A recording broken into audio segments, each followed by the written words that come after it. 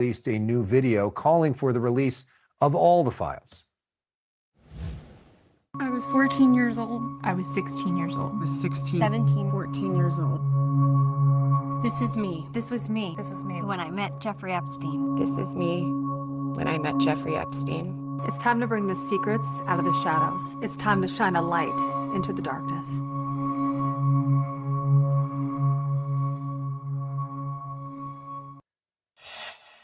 Joining me now live is one of Epstein's accusers, Alicia Arden, and her attorney, Gloria Allred, who represents numerous Epstein survivors. Gloria, Alicia, thanks so much for being here. Alicia, let's start with you. Why is it important for you for these files to be released? Well, I've always wanted the truth, and I have always said that the time when I did file the police report, if it would have been more investigated, I feel that I could have saved the victims from going through what they went through. So now I want the files to be released because I think we all need saving, and it's the truth that has to come out. It's been going on too long for myself and for the victims. So when you say the police report, so you were the first to file a police report against him. This was back in 1997. Yes. This happened in Santa Monica. You were 25 years old? 26? Yes.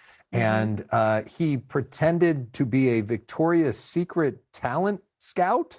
Victoria's Secret, and I had wanted to be in the catalog very badly, like any young model would, and I had a lot of tear sheets. I was in a lot of magazines, and I was opposite Cindy Crawford in one, and I knew that I could be in it. If you know, I was thinking that he was really a scout. And so he says, come here for an audition, essentially, and it turns out that he has nothing to do with Victoria's Secret, and he gropes you. And he gropes me, and he tells me to come take off my clothes, and he wants to manhandle me. Manhandle me. I never had heard that word in my entire life, and I've still never heard it. I want to manhandle you, come over here, started touching my breasts, my buttocks. I was in a bra and underwear, which is common that you have to be in a bra and underwear and show your body if you want to be in Victoria's Secrets. And I was very happy to do so, but he really wasn't with the magazine in the end. Yeah, and Gloria, the interesting thing is she went to the police. She did go to the police. That's what we asked people to do. She has proof that she went to the police because she has the police report, but no prosecution ensued. And that is so typical of what so many survivors have been facing over the years. Denied justice when Jeffrey Epstein got that sweetheart deal in 2008 in Florida. Denied justice again when he was arrested, incarcerated, waiting to stand trial, and then died in custody. Denied justice now until, well, now President Trump says, release the Epstein files, vote in support of it. But guess what? They don't have to take a vote at all. Right. He could just release it. He could release them himself right now. Exactly. And yet why do you think he's not? Delay, deny, avoid, evade. Yeah. We don't know, but I can't read his mind. I want to thank him for saying, Republicans, you can support this release of the files. However, he could just pick up the phone, call Pam Bondi, Department of Justice right now, and it would be released. Yeah, and so back to your story, Alicia. So in 1997, you go to the police. Mm-hmm. You say, this happened to me, and they did not believe you, right? No, I was very discouraged. I wanted a female police officer. They said, why are you filing a police report? I said, I just ran out of the hotel room. I was being attacked. I was going to be raped. I had to get out.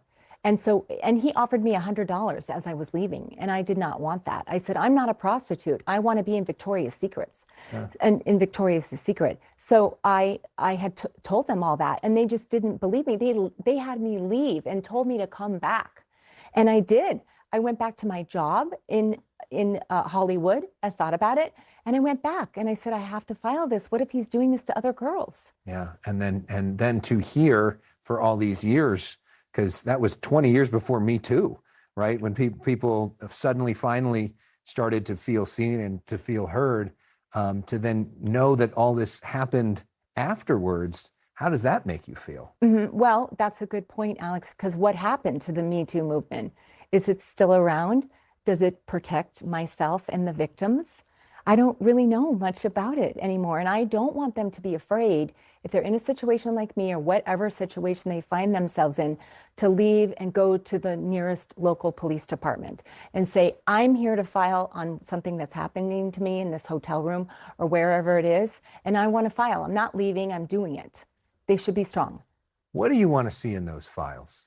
I'm ready and prepared to see anything that's going to come out of the alleged pedophiles that have assaulted my friends, the victims, and I'm ready to see who the men were and how on earth they got to where they were. They were friends with Epstein. How did this go on for so long? So I'm ready and prepared to see them. I mean, because we're hearing, Gloria, just today about Larry Summers, who was the head of Harvard, who was a top advisor to Barack Obama, to Bill Clinton, and that he was apparently involved with this. He's now saying he's going to step back from his role at Harvard. But I mean, there could very well be some heavyweights on the Democratic side in this too. That's correct. And of course, the time with Jeffrey Epstein a while back, there was another Democrat at the time that was good friends with him, and his name was Donald Trump. Who was a Democratic donor at the time and invited Bill and Hillary Clinton to his wedding. Yeah, and now is asking the Department of Justice to investigate former President Clinton. He doesn't say what evidence he has that President Clinton did anything wrong. And of course, there's no evidence that Donald Trump did anything wrong so far. There's exactly. Right. Important point. Well, of course, we don't have most of the evidence, and that's another point. The Department of Justice, because of the subpoena that the House Oversight Committee issued, has released about 50,000 pages of files, but there's another 50,000 pages that have not yet been released. So why this dribble? Why not just get it all out? Now, there are going to be some redactions. How many? We don't know. We do know some, obviously, and I've said this for a long time. They are going to redact the child sexual abuse videos that were taken by Jeffrey Epstein and were found. And apparently the name of the victims. Yeah, and of course the names of the victims, or in a way that they are identified, even if their names are not known. Are they going to redact the names of men who have not been prosecuted, who may or may not ever be prosecuted? That's a question. And as you said, if they're saying they're going to investigate President Trump and then they name some other Democrats, by the way, will any Republicans be investigated, or is it just Democrats? Is there going to be a real prosecution as well as an investigation of Democrats, or is this just political persecution? Well, and Alicia, to that point about the politics of this, because we got to remember that you and other people are victimized by this. It's really not about the politics at all. It's about people that were really hurt. And I know this is really emotional for you. I know it was emotional today at a press conference for you. And I was wondering if you could expand upon that idea that this is really about human beings. It's not about a political football, because so much we watch on frankly, the cable news coverage of this on both sides is trying to blame this side or blame this side. And we're forgetting about the people, the real people that are hurting because of this monster. Right, and everyone should be investigated, whether it's Democrat or Republican, like Reid, Summers, the Clintons, and all of Morgan Stanley.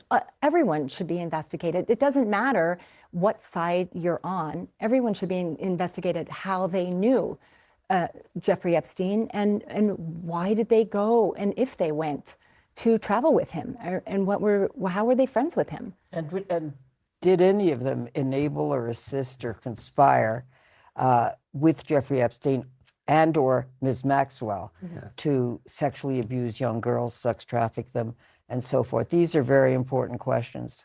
And lastly, real concisely, Alicia, if this actually does come out after all this time, and if names are named, and if there is some sense of justice, what will that mean to you? Well, I think in my heart, I will be a little relieved to know who these people are, and quite frankly, justice and the truth for myself and the other victims. and a little bit sad as to why these people really could go down that road and like victimize myself and the other victims, and why would they do that to us, and I think I will be a little afraid. I'm prepared, but a little shocked to see those names. And I just say how proud I am of Alicia and all the other survivors who have continued to persevere and are not giving up, because they know that the truth matters and they're determined to find it out. Yes, it does. Thank you so much. Thank you for sharing your story and being brave to come out here. Thank you so much. And Gloria, always great to see you. Thank you. And of course, this has nothing to do with Democrats, Republicans. This has only to do with the list. Who cares on the, who's on the list? When we're speaking about victims, we're speaking about victims. This is not about Democrats or Republicans. Of course, we have a lot of ignorant people that want to make it about a Democrat or Republican. It's just because they're just ignorant. This is about victims, okay? We don't care what side of the aisle that you are on. They are also having a press conference. Let's get into it. Whatever. Okay. No, you do. You're responsible. Yeah. She's got enough trouble. Are we ready? Yeah. Great to see you all. Why do I have to follow you? Good morning.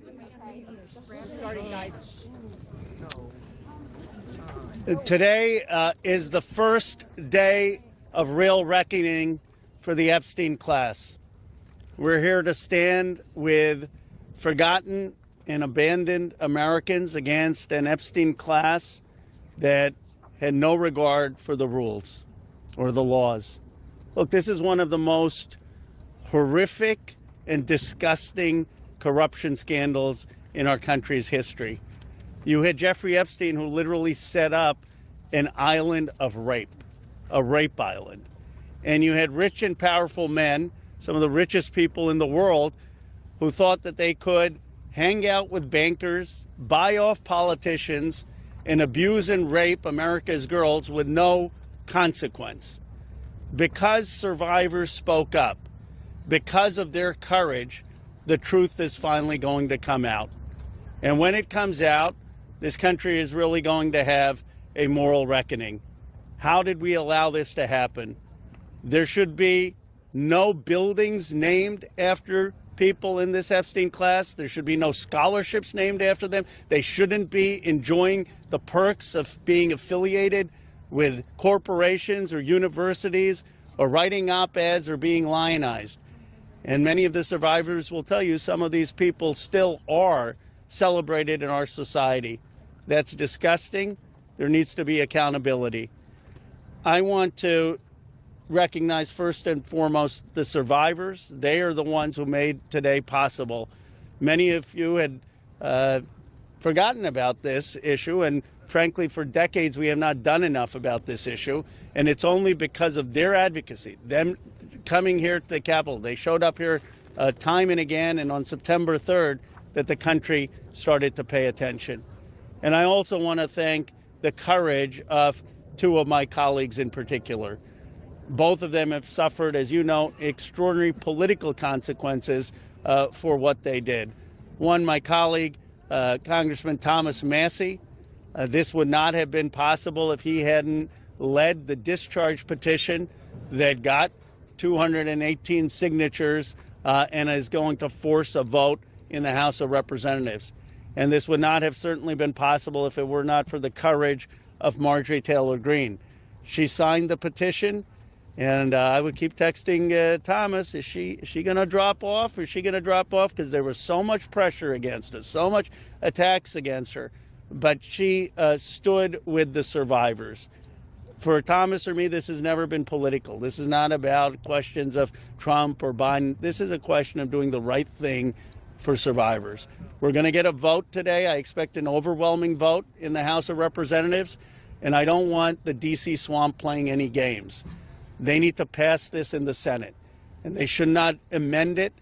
President Trump has said he would sign the Epstein Transparency Act. It's going to get overwhelming support in the House. It should go straight to the Senate, and it should be signed. No amendments, no adding loopholes. Justice is long overdue. And I want to hand it over to my colleague, Representative Thomas Massie. I want to start by thanking the survivors. I mean, they're giving everybody hope in this country. There are survivors of other sex crimes in this country wondering if they should come forward. They're clouded with shame and concerned that law enforcement will do nothing. And these survivors have stepped forth, taking that same risk, worried that they will be defamed themselves. They have been defamed for stepping forward. But we're going to get justice for them. That's going to happen today in the People's House. The founders set up our government with 3 branches and 2 branches of Congress. And I don't think it's any coincidence that this fight is being started and it's being won in the House of Representatives. I have people, other survivors of other sex crimes, who come to me and say, thank you. You give me hope. You give us hope. There is hope here. We fought the president, the Attorney General, the FBI Director, the Speaker of the House, and the Vice President to get this win. But they're on our side today, though. So let's give them some credit as well. They are finally on the side of justice. And as Rose said, don't muck it up in the Senate. Don't get too cute. We're all paying attention. If you want to add some additional protections for these survivors, go for it. But if you do anything that prevents any disclosure, you are not for the people and you are not part of this effort. Do not muck it up in the Senate. So with that, I just want to say I am hopeful too. I didn't know that we would succeed when Roe and I started this effort. Most discharge petitions never make it, maybe only 4%. So we had long odds. But we had some brave women on the Republican side. My colleague Marjorie Taylor Greene is one of them who's here with us today. You cannot even imagine the consequences that they have suffered. My colleague Lauren Boebert and my colleague Nancy Mace, they stood so strong. They put their names on a document in here, and then they were pressured in ways that you cannot even imagine. And they stood strong. And that's why we're here today. And they didn't take us seriously over at the executive branch or in the Senate because they always thought they could flip one of these women. They could convince them or cajole them or intimidate them into taking their names off of this petition. But they did not succeed. This is a victory for those women and women all over the country today, and I'm just glad to be a part of it. With that, I want to introduce my colleague, Marjorie Taylor Greene. Thank you, Thomas. Thank you, Ro. I woke up this morning and I turned to my weather app to check the temperature, and it was 32 degrees. And my first thought was, hell has froze over. I want to speak goodness and love and hope into the women standing behind me and all of the other survivors whose names you don't even know, but stand with these women. They are survivors, and they are strong, and they are courageous, and they are daughters of God. They are not victims. These women have fought the most horrific fight that no woman should have to fight, and they did it by banding together and never giving up.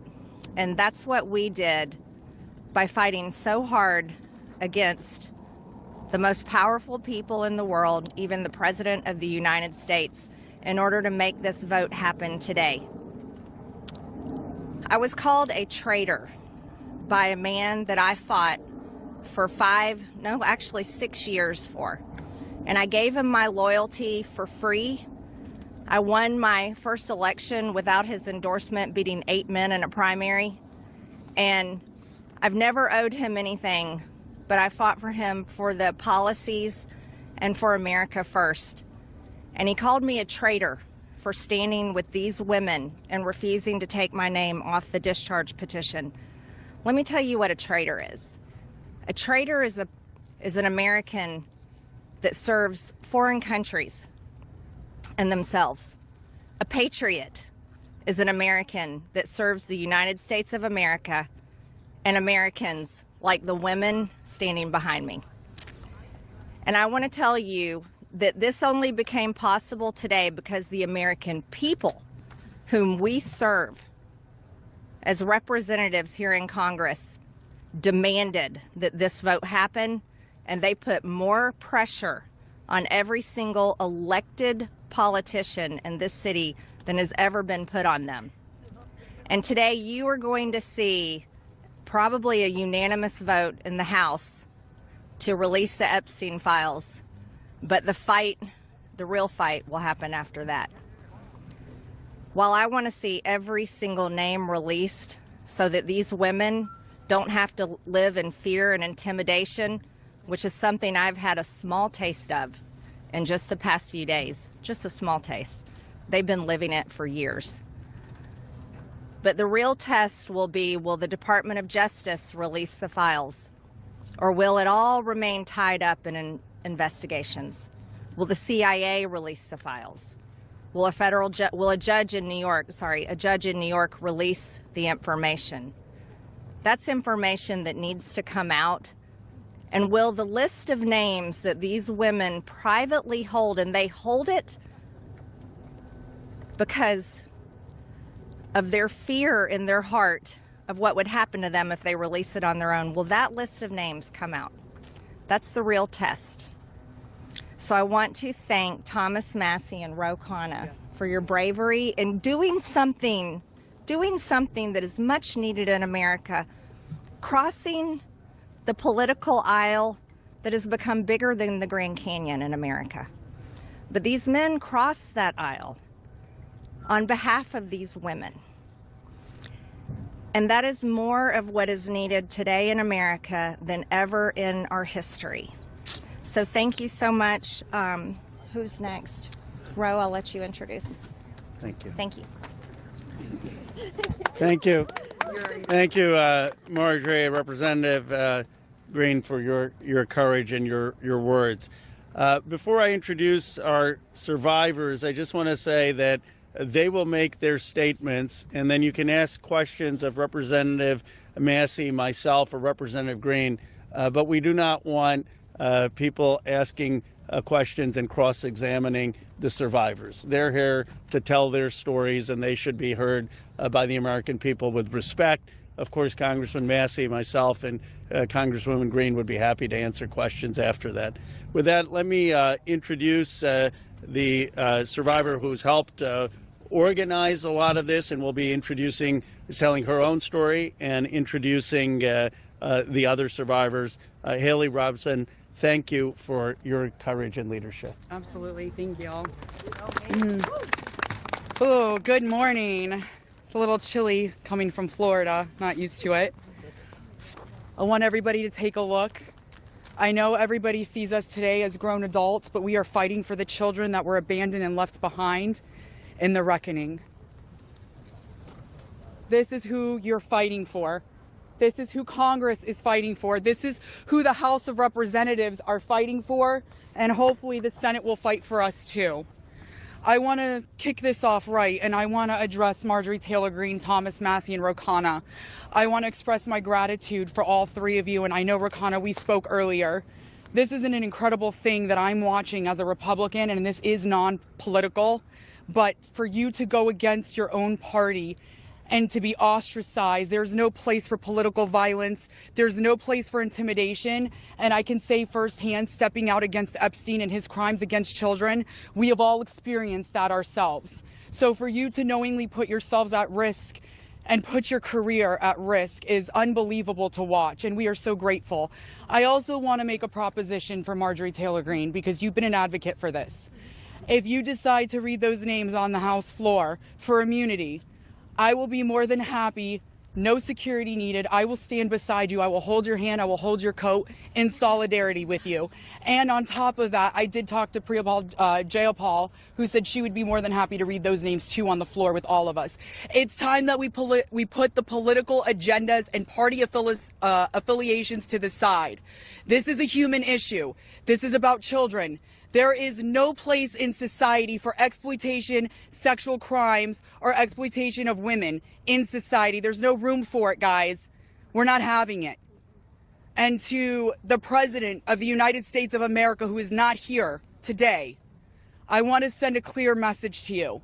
While I do understand that your position has changed on the Epstein files, and I'm grateful that you have pledged to sign this bill, I can't help to be skeptical of what the agenda is. So with that being said, I want to relay this message to you. I am traumatized. I am not stupid. I am traumatized. I am not stupid. You have put us through so much stress, the lockdowns, the halt of these procedures that were supposed to have happened 50 days ago. The 𝐦𝐨𝐫𝐿 who waited to get sworn in and then get upset when your own party goes against you because what is being done is wrong. It's not right. For your own self-serving purposes, this is America. This is land of the free. Land of the free. In 1863, we have a woman on top of the Capitol building represent freedom. I do not feel free today. I don't know if the women behind me feel free today. So I am begging every member of Congress, every representative to step up and choose the chaos. Choose the survivors. Choose the children. Protect the children. All children. You protect all of us equally. Thank you very much for your time. Following that, Lisa Phillips will be the next survivor.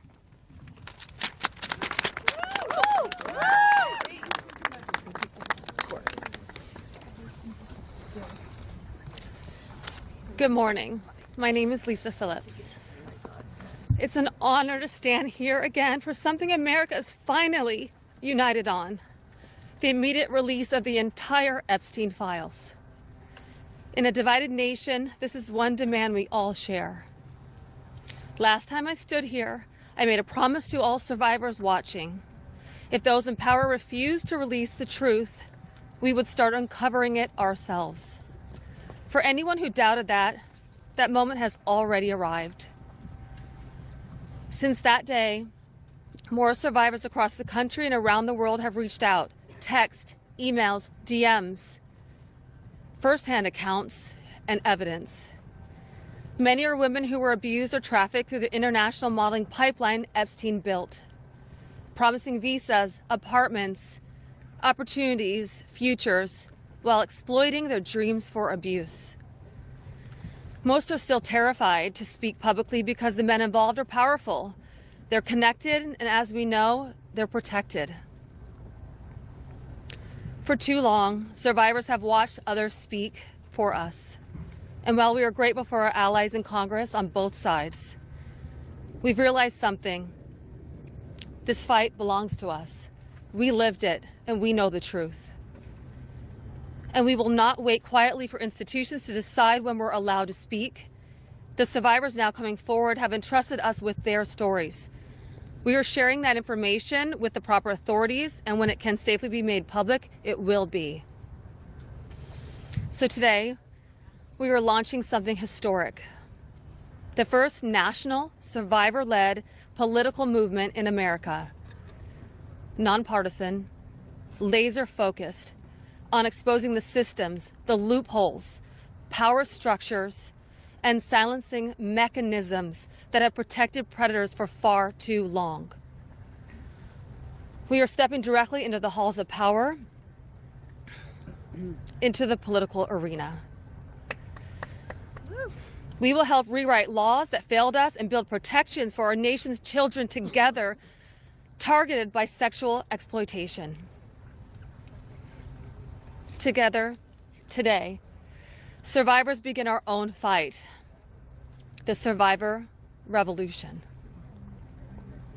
And we intend to change this nation for the better. If you're a survivor who wants to join us, please reach out. And to anyone who benefits from the current system, intentionally or not, remember this. Alone, yes, we are afraid. But together, we are feared. Thank you.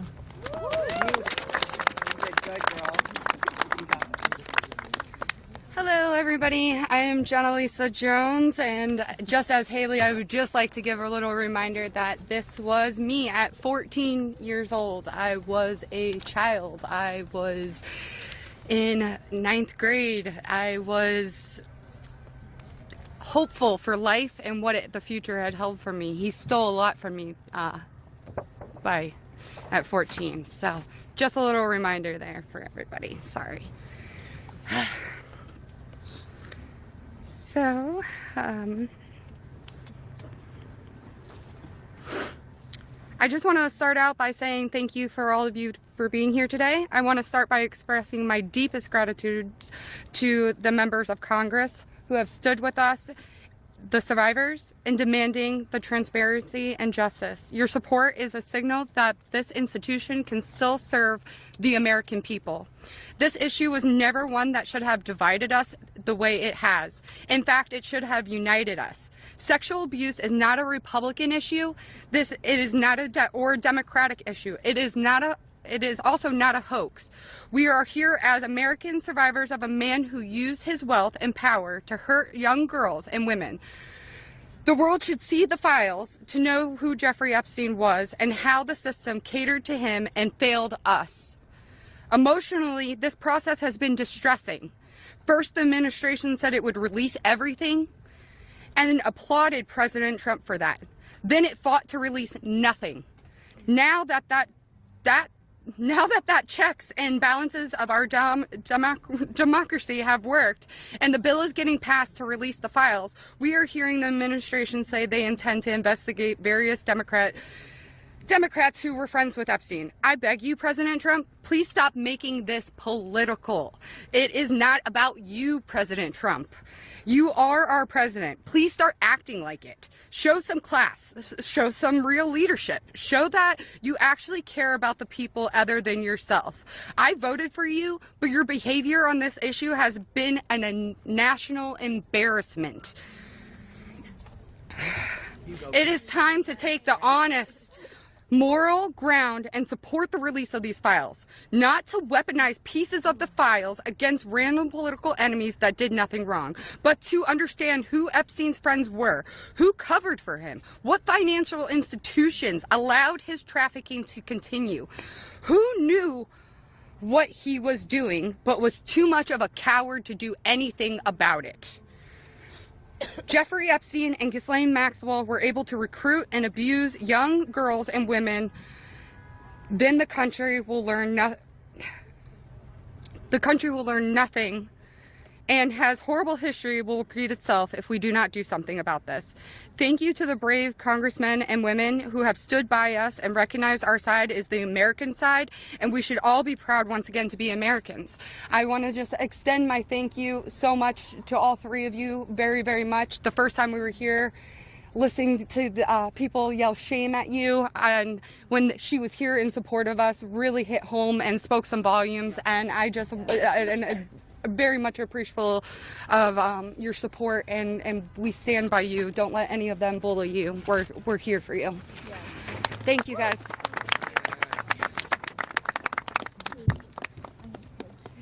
Wow. Good morning, everyone.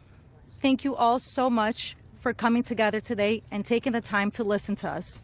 Your presence means the world, and it shows commitment to understanding and supporting survivors and Americans.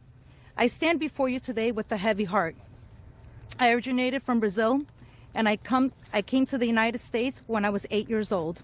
I was only 14 when I first encountered Jeffrey Epstein, and my daughter is now almost at that age. At 14, the only things she should be concerned with are going to school, practicing at her cheerleading competitions, and enjoying her time with her friends and family. She should not have to bear the burden of worrying about being manipulated or exploited. At this age, she is still a child, and no child should ever have to face such threats. I also want to address a troubling statement made by a prominent figure on a major platform who suggested that a 14-year-old should not be considered a victim of pedophilia. This is a dangerous and incorrect notion. When we talk about how children at 14 should still be treated as children, I ask you to look at the young people around you. Remember when you were that age? Do you think you should have been responsible for being groomed? Put yourselves in our position when we were young. I'm here today not to just share my story, but to call on all of you to help make a difference. We need to support to push for the Transparency Act and release the Epstein files. Please reach out to your Congress members and senators and urge them to support this crucial legislation. The truth is something that we all deserve, and it is vital for safety and protection of the future of generations. Think about all the young people in your life, your daughters, your nieces, your friends. Let's stand together and ensure that they grow up in a world where they are safe and valued. I often wondered, why did this happen to me? And then I realized, God only gives you what you can handle. I'm here for a purpose, and that purpose is to make a difference today. So, let's stand together to protect our children and our peace. Thank you. Yes.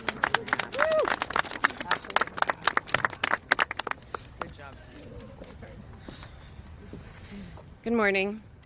I want to say a few things before I begin. My speech may not be great. It was thrown together last minute as I only came here, decided Friday, when one of us, who has spoken several times, decided she couldn't come because of the threats. She was too scared. So I want to say, when you threaten one of us, you're threatening all of us. Yep. We are together now, and that's never going to change. This is me at 16 when I met Jeffrey Epstein. Now I'll start. It is an honor to stand here before the American people. However, I shouldn't have to stand here at all. I'm here because as a child, I was pulled into Jeffrey Epstein's world, a world built on exploitation and manipulation of innocence and the protection of powerful men and women who believed that they were untouchable. Today, we'd rather be preparing for the holidays. We'd rather be at home with our families, baking with our children and decorating the Christmas tree as we try to move past this horrific moment that has impacted our entire adult lives. However, that's not possible because it's become something it should have never been, political and sensationalized. The truth is simple. We were victimized as children and failed repeatedly by the very system that was supposed to protect us. That's why we stand here today, to demand justice and accountability, not just for Epstein and his crimes, but for every predator and every enabler who participates in or protects abusers. The Epstein case was gravely mishandled consistently and deliberately over many years. Epstein could have been stopped decades ago, but instead he was able to continue his abuse, even during his sweetheart deal. Yes, with his ankle monitor on and beyond. A deal that protected him and silenced us. While I was a child fighting to survive what happened to us, federal prosecutors were negotiating ways to shield powerful adults. And the failures didn't stop there. Our civil cases were met with hostile judges and delay tactics, intimidation, and PR campaigns designed to smear us in the public eye. We were treated as problems to be managed instead of victims to be protected.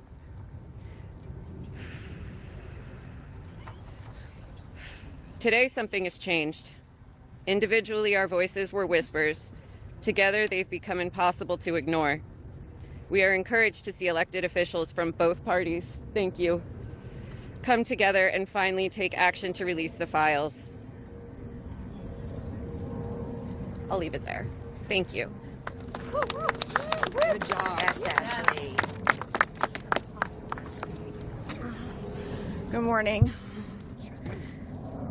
My name is Wendy, and I'm standing here today with a truth that still scares me to say out loud. I'm going to put this down because I can't hold both, as you guys saw, but that was me when I was 14 when I met Jeffrey Epstein. None of us here signed up for this political warfare. We never asked to be dragged into battles between people who never protected us in the first place. We are exhausted from surviving the trauma and then surviving the politics that swirl around it. When survivors travel to speak, to advocate, to stand for the truth, we do it with our own money, from our own pockets, carrying our own fear, shaking in our own bodies. There is no team. There is no paycheck. It's just us hoping our voices make a difference. And it puts a pit right in your stomach because you know you're standing on the right side of history. Yes. But standing on the right side of history is not a comfortable place to be. Yep. It never has been. And in a sick, heartbreaking way, it's an honor to show up, an honor to speak here, and an honor to stand in light when the world tried to keep us in the dark. And what keeps me standing is, even with all this fear, I have a 14-year-old daughter myself, the same age I was. And when I look at her, I see the little girl I used to be, the one that no one protected. My greatest fear in this entire world is history repeating itself. And I will do anything, absolutely anything, to make sure that she has to never be one of these girls standing in front of a crowd like this today in her life. So today, from the safest and bravest places inside myself, I am asking Congress, please pass the bill. Please release the records. Stop making survivors fight alone for the truth that should have protected us in the first place. To the representatives that support us, thank you. Thank you for standing beside survivors so we don't have to face this fear alone. Thank you for choosing what is right over what is easy. And every survivor who is scared right now, your fear is real. Your courage is real. And even though we're terrified, we keep showing up because someone has to tell the truth. Someone has to protect these children. We deserve safety then. We deserve it now.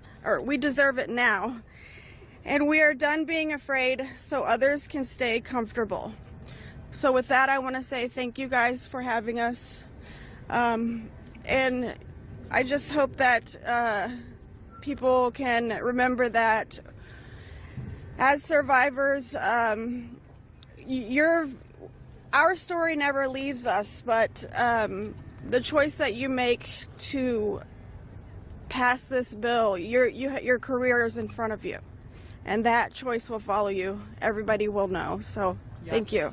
Good job. Well said. You're incredible. Hello, everybody. My name is Danny Bensky. This was me at 17 years old.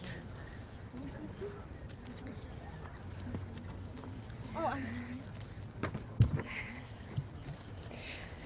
Coming from the dance world, I was recruited in 2004 after a systematic breaking down where Epstein leveraged my mother's brain tumor scans. He threatened me to withhold care for her. He trapped me in a year-long cycle of abuse. The last time I was here in Washington, D.C., I talked about being a part of this beautiful mosaic of women behind me, and they are exactly that. They are a beautiful mosaic of energy and passion and love and life. I am one story of 1,000. You think of that number, 1,000. I spoke of how big our hopes and dreams once were, and I talked about how they were completely shattered at the hands of Ghislaine Maxwell and Jeffrey Epstein. Now, I look at this amazing community behind me. They are survivor sisters. We are together. We stand together in this. And I realize that we are a representation of women across America. We come from different backgrounds. We have different religions. We are different races, different creeds, different ethnicities. We have different political affiliations. Some of us don't want to be political at all. And yet we stand here together for this cause. We're united in the call for transparency, complete transparency, to find justice. Justice for our younger selves. These pictures that you see, they're real people. I wish I could go back and give my former self a hug and say, this matters and it's going to change, and mean it. We are standing here for justice for the youth of tomorrow. And justice for those who are no longer with us, like the beautiful, brave Virginia Giuffre. We understand that the road is long, but I implore you to stay the course, please. Living in an age where you can get news in 10-second clips on your phone, I know that this is a big task for us, but it's a very personal one for survivors. It's a very personal one for us as a country. So I'd like to ask you to try something right now. I'd like everybody to close their eyes or soften their gaze just for a moment. And I want everybody to think of a child that is close to them between the ages of 14 and 18 years old. It could be your daughter, it could be your niece, it could be a friend's kids, it could be you at a former age, it could be your mother at that age. But really envision that for a second, 14 to 18 years old. Once you think of that person, I want you to think about what they feel like. What is their energy? What do they smell like? What sound do they make when they laugh? Really think about that child just for a moment. Now I want you to picture a pair of giant looming wooden doors and an overbearing marble landing. Those are the doors to Jeffrey Epstein's house. Do you allow that child to enter or not? If the answer is yes, you would allow entrance. You stand with predators. If the answer is no, then congratulations, you're on the right side of justice. Now you have homework. I am calling for the American people. You have homework. Call your congressional leaders. Call your senators. Please support this bill. Let's get it all released. Thank you very much.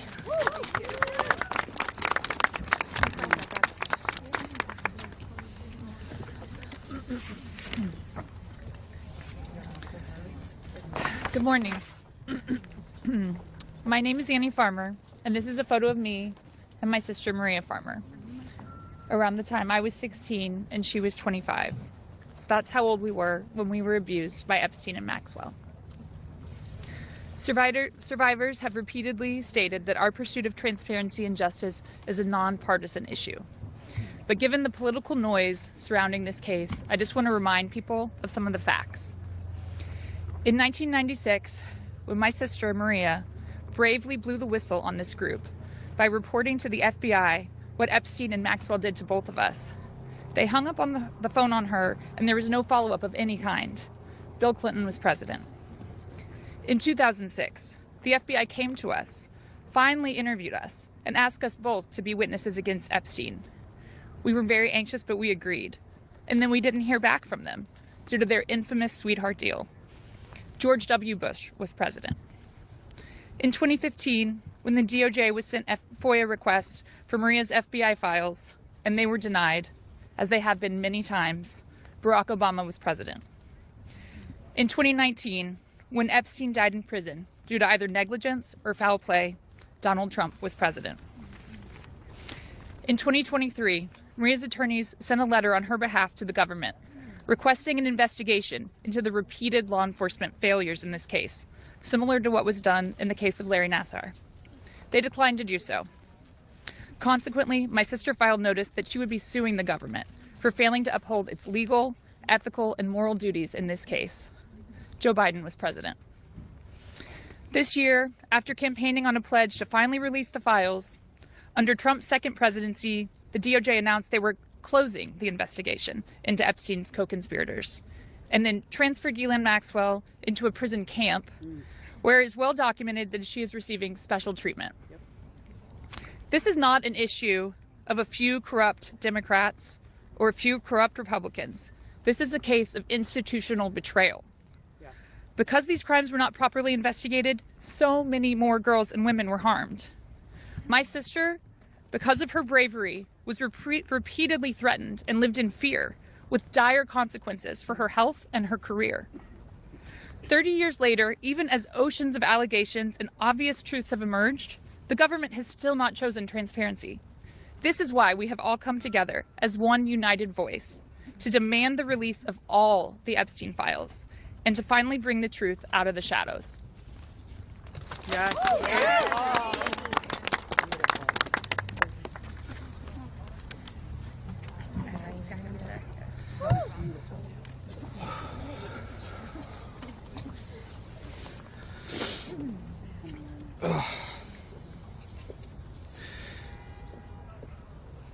Ladies and gentlemen, esteemed members of Congress, and everyone gathered here today, I want to start by thanking the three of you.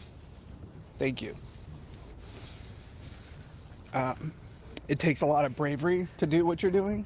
We hear you, we see you, It means a lot for you to be here with us, and I know my sister would be incredibly proud. This is the moment she was fighting for and the moment that all survivors are fighting for, so thank you. My name is Sky Roberts, and I stand before you as the brother of Virginia Roberts Giuffre, a warrior, a mother, and a sister whose legacy will forever resonate in the hearts of those who understand the fight against injustice. Today, we find ourselves in a place of deep sorrow, shattered by the loss of our beloved sister.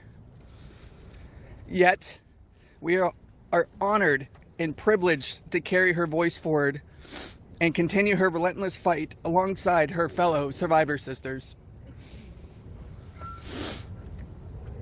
Virginia's story is one that should have been filled with promise, but instead it became a harrowing tale of exploitation and survival.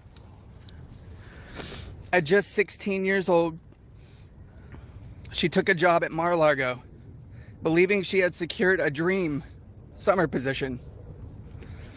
But that dream quickly morphed into a nightmare when Ghislaine Maxwell preyed upon her innocence.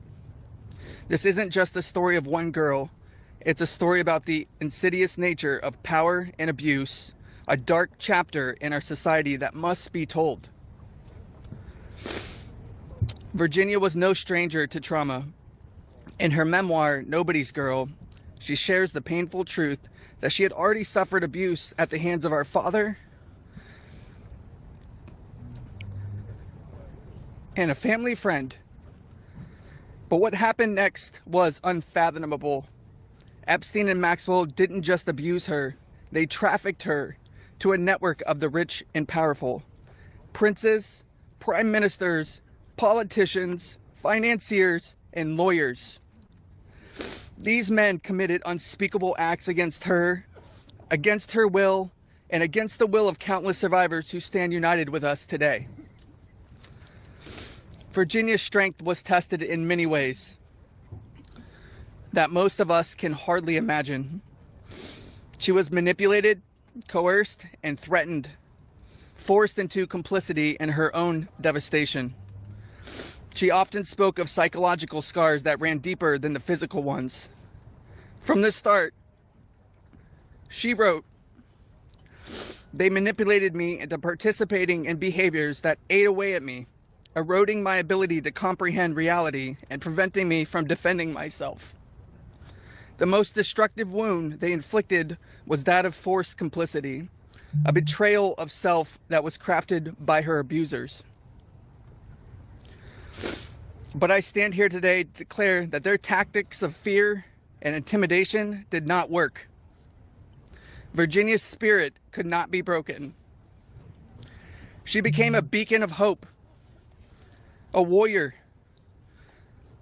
fighting not just for herself, but for every survivor who suffered in silence.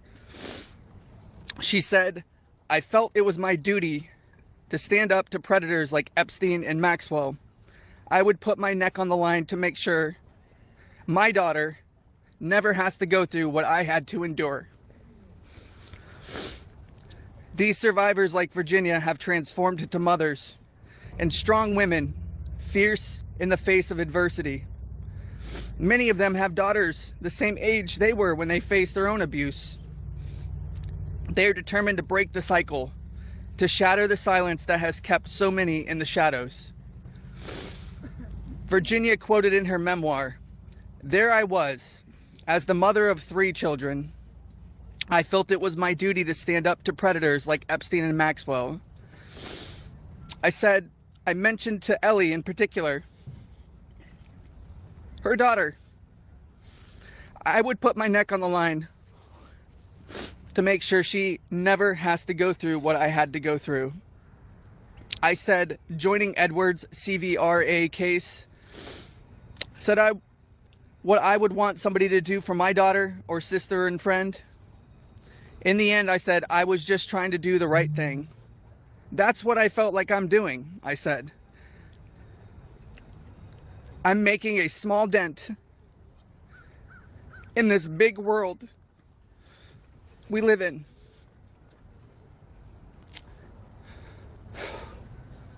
Well, sissy,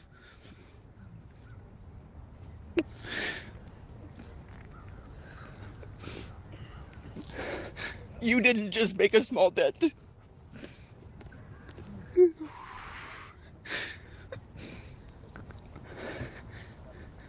You made a monumental impact, a resounding statement that echoed across the world. You built an unbreakable wall, a barrier that will protect future generations from the horrors of abuse. As we gather here today, I urge each of you, members of Congress, advocates, and all those who hear this message to join us in this fight. We demand justice, accountability, and support for survivors. And we keep getting asked this. What does justice mean, you ask? It starts with acknowledgement. That's the first step. Acknowledge in the face of survivors that this happened and that this is true. Your vote carries that weight. My sister is not a political tool for you to use. These survivors are not political tools for you to use. These are real stories, real trauma, and it's time for you to stop just talking about it and act. Vote yes.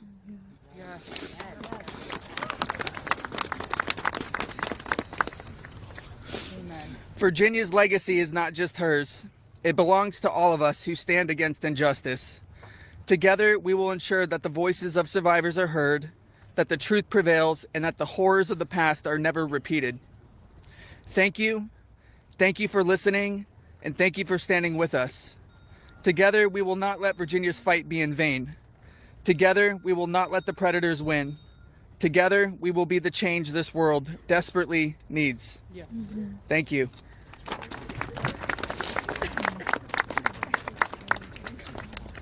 It was so beautiful.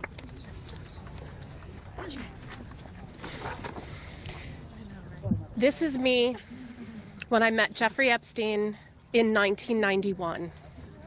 I always share the date when I talk about my story because people rarely acknowledge how long this has actually been going on. And for too long, truth has been buried, survivors have been silenced, and powerful people have been protected. And today we stand in a moment that will decide whether our government still belongs to the American people or to those who prey on them. Because when mountains of evidence and decades of victim reports across 5 administrations still lead to sweetheart deals or no prosecution at all, this isn't just one case gone wrong. It's an institutional failure on a historic scale, and every member of Congress in this administration must answer for that failure. Millions of sexual abuse survivors know the pain of speaking up and watching the institutions that are meant to protect them look away. We're not alone in this. Epstein may be the headline, but the betrayal reaches every corner of our country.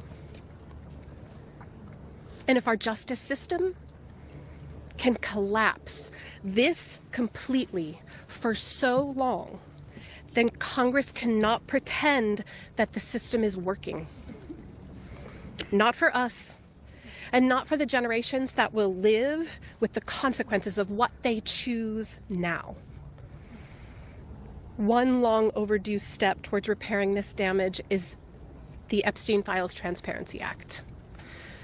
Because without transparency, there's no accountability. Without accountability, there is no justice. And without justice, democracy dies. Yeah. So representatives, you have a choice to show millions of Americans whether you stand with us or with the powerful predators that are counting on your complicity. Thank you. Yeah. Good job.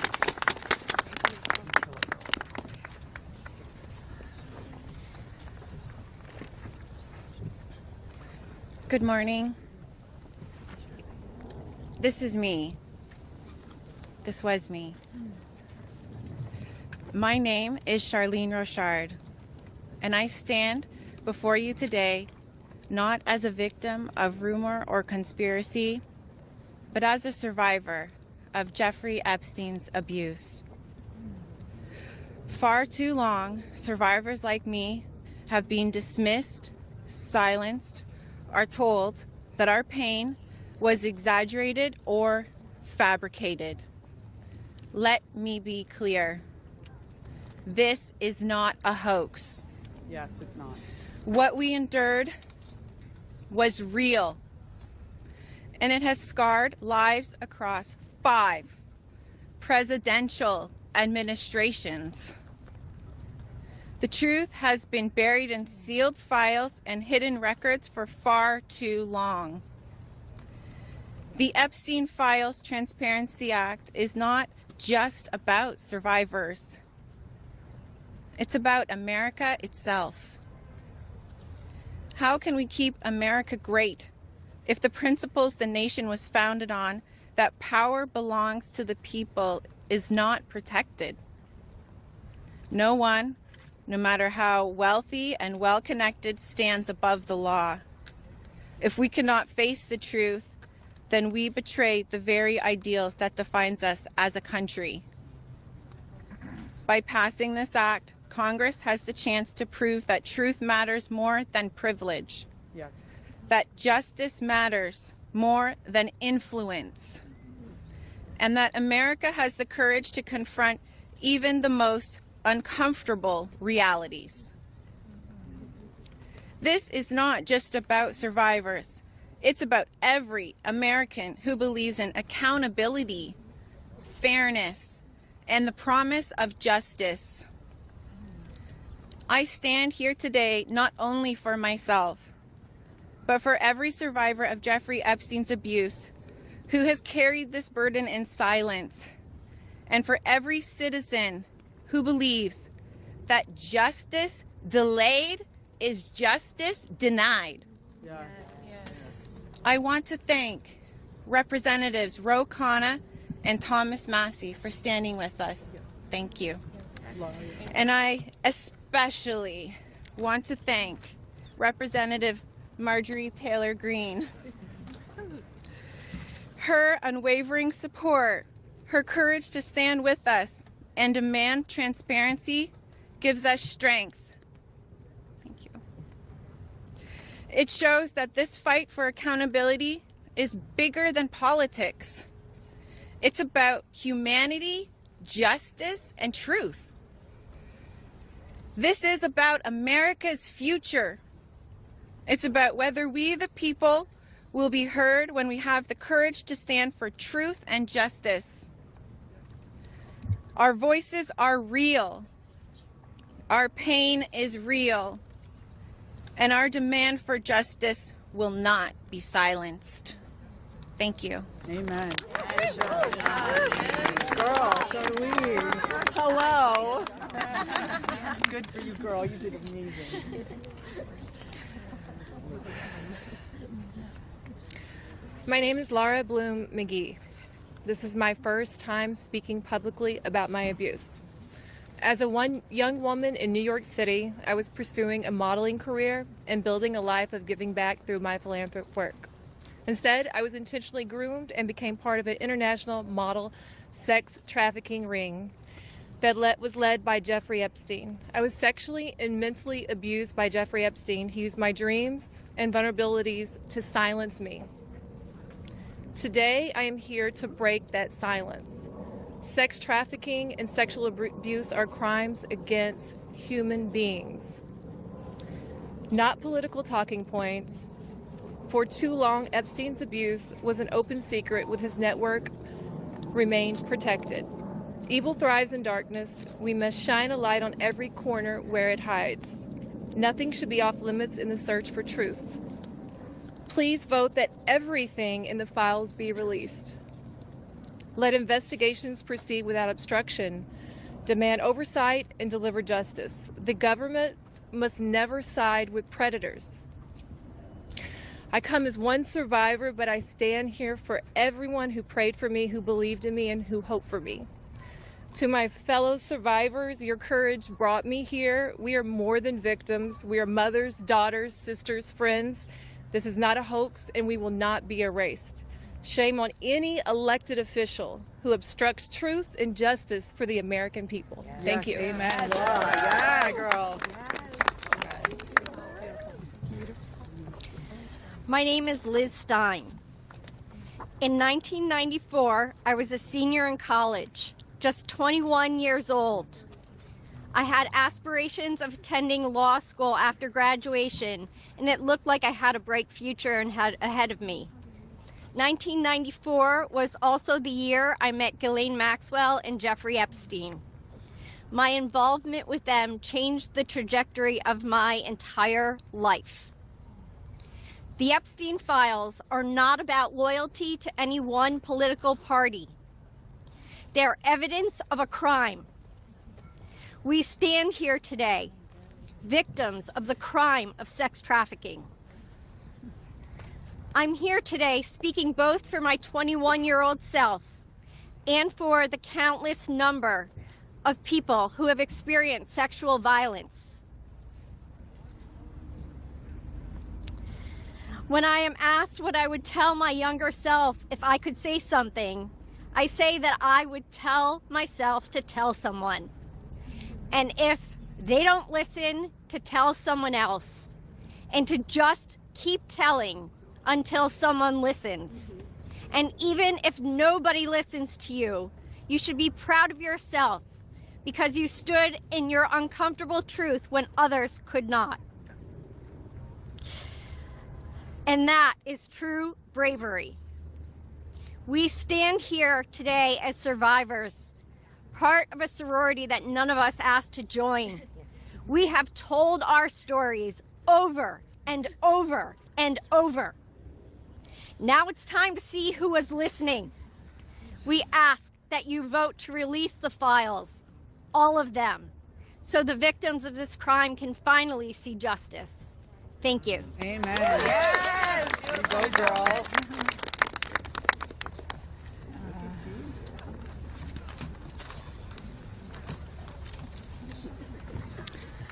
Well, hello, everyone, and I want to first say thank you for your ongoing leadership.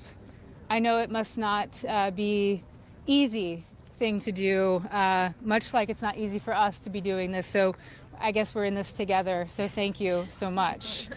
I feel like our courage has, we're reflecting, mirroring courage, because that's what it takes to do this, right?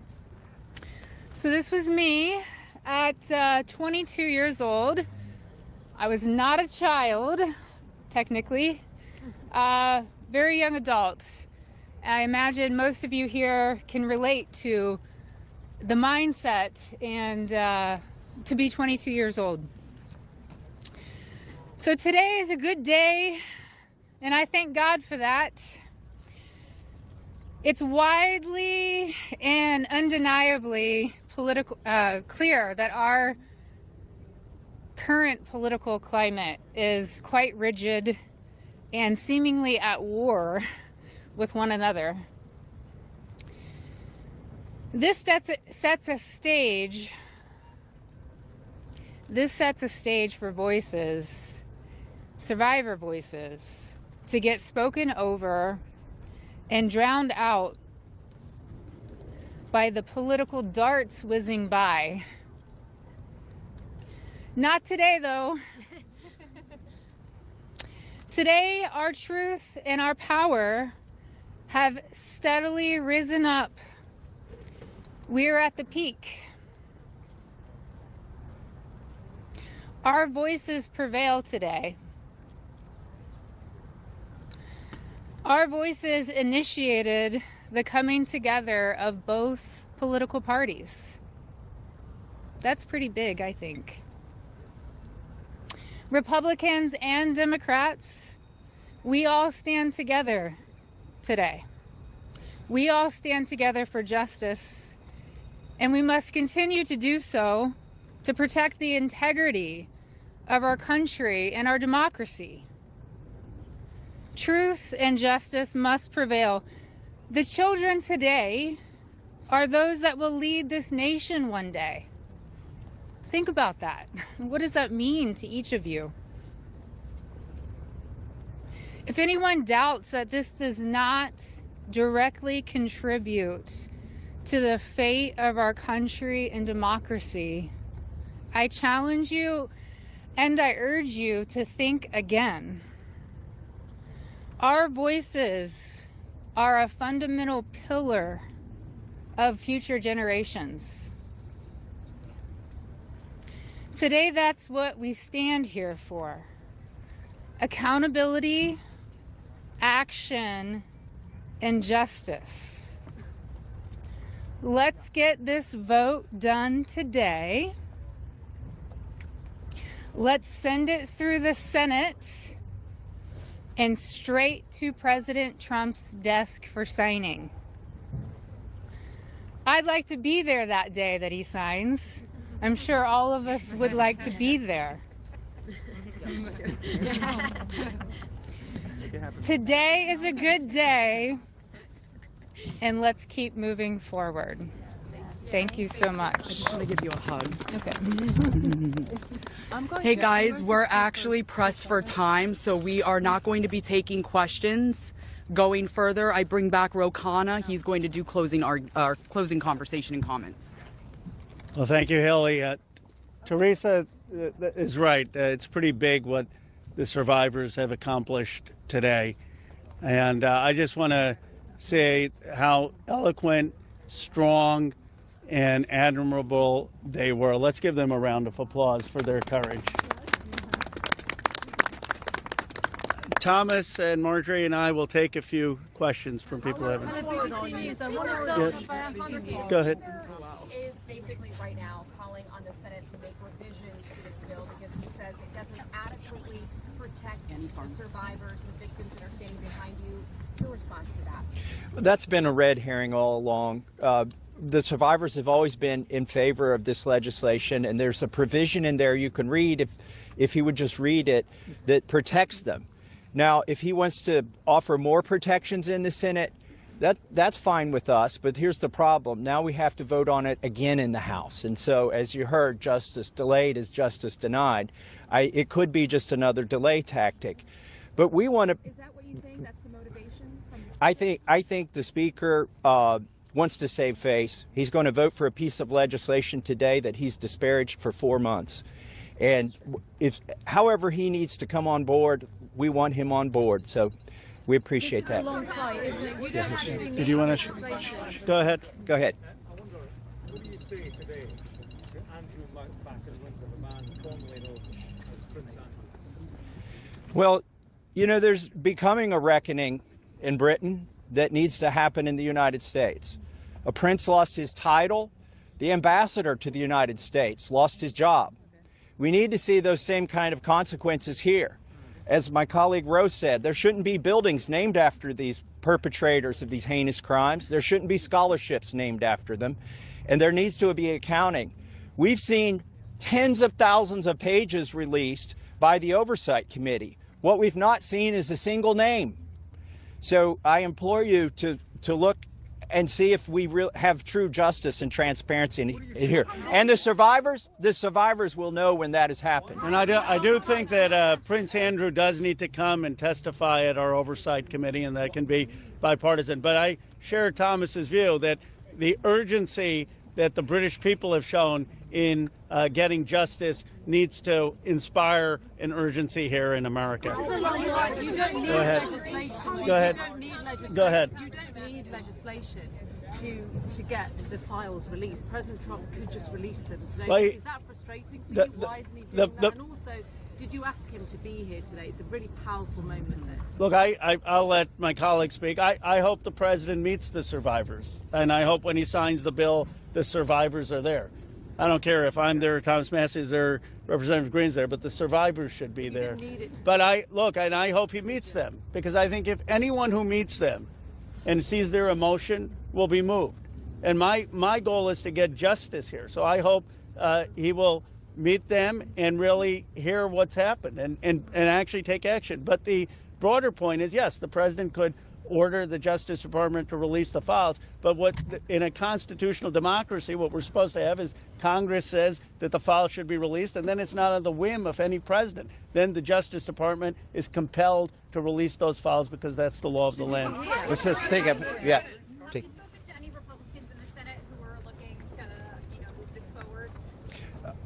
So Senator Merkley is a Democrat. He's led the exact same legislation that Roe and I introduced in the House. One Republican co-sponsored his bill yesterday, and I have spoken to at least one more who says they will co-sponsor. The important thing about the Senate is that they need not to muck this bill up. There's a lot of attention on here. We've needlessly spent 4 months dragging this out. A representative, a duly elected representative, was denied her seat in Congress for 49 days, and it's time to pull the Band-Aid off. The Senate, it may be tempting for them to get cute and to do things that will limit the release of these documents. They are afraid that people will be embarrassed. Well, that's the whole point here.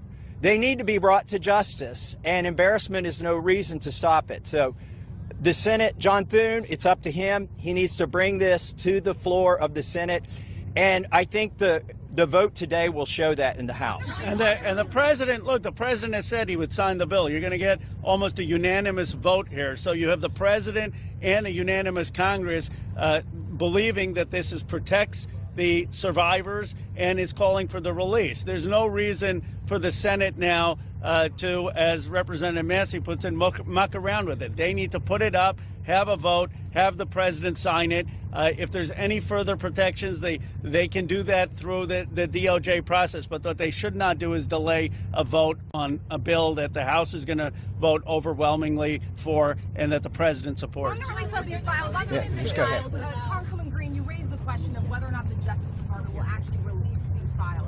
Do you take the president at his word when he says he's going to sign this bill, and do you have confidence that these files will actually be released?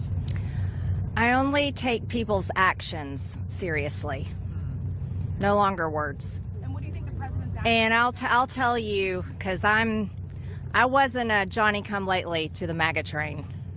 I was day one 2015, and there's a big difference in those Americans and those that decided to support President Trump later on. And I'll tell you right now, this has been one of the most destructive things to MAGA, is watching the man that we supported early on, 3 elections, for people that stood hours, slept in their cars to go to rallies, have fought for truth and transparency and to hold what we consider a corrupt government accountable.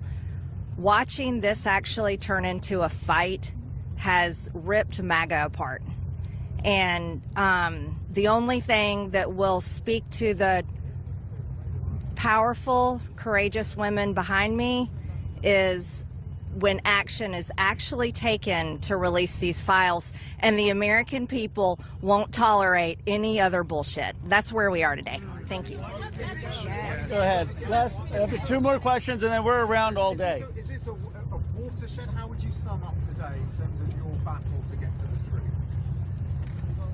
I would say that these survivors have been fighting for decades, and they finally are being heard by the American people, and we're finally going to have a reckoning for this Epstein class that has gotten away with horrific things. Look, I grew up in Bucks County, Pennsylvania. People went to church, they played Little League, they went to their neighbors for barbecue. They didn't go to a rape island and abuse young girls or traffic young girls. And people with extreme wealth have thought that the laws don't apply to them, and their culture is totally out of touch with the values that built America. And finally, we're going to have a reckoning over it. How worried are you? Let's take the lady here. Let me ask you this. You said you wanted this to go straight to the Senate. What message does it send to the survivors behind you if the Senate doesn't act quickly to move this bill forward? Well, they're not here. They're not going to answer questions, so I'll answer a question. I prefer, actually, it goes straight to the president. He can release these files without the Senate acting. Sometimes they take a long time to get things done. The House figured out a way to take 4 months to get this done. I think it's disrespectful to the survivors if they delay this. There's nothing more important than cleaning out the rot in this country. And this is rot, and it's not a partisan issue. And the senators need to get on this. Yes, the economy is important. Yes, international policy is important, but there's nothing more important than getting to this rot and cleaning it out. They should put it at the top of their agenda. There's a provision in the bill already that would allow the DOJ to not release certain information if it would jeopardize an active investigation. And the president just last week ordered his DOJ to conduct an investigation. What makes you think you would actually, if this bill passes, see these files? There are 1,000 survivors. They can't open enough investigations to cover up everything that's in these files. And yes, it's true they can try to protect a few certain people or a few certain companies, but those investigations will eventually end. And in the meantime, there's not enough investigations to cover up 1,000 different crimes, 1,000 different rapes, 1,000 different sex trafficking instances.